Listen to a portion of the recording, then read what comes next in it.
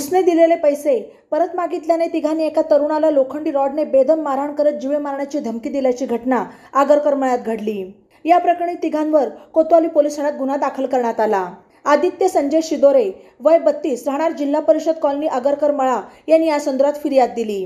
फिर्यादी शिदोरे यांनी आरोपी हितेश अजय बोरा यांना पैसे दिले होते।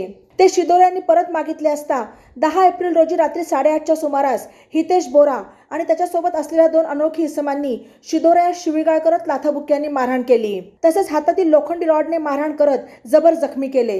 या मारहाणीत जखमी झालेल्या शिदोरे याने एका खासगी रुग्णालयात उपचार घेतल्यानंतर रविवारी 14 एप्रिलला पहाटे कोतवाली पोलीस ठाण्यात फिर्याद दिली। या फिर्यादीवरून हितेश बोरा आणि 2 अनोळखी इसमांविरोधात भारतीय दंडविधान कलम 224, 323, 504, 506, 34 प्रमाणे गुन्हा दाखल करण्यात आला। बातम्यांसाठी ई नवा मराठा YouTube चॅनलला सबस्क्राइब करा आणि बेल आयकॉनवर प्रेस करा।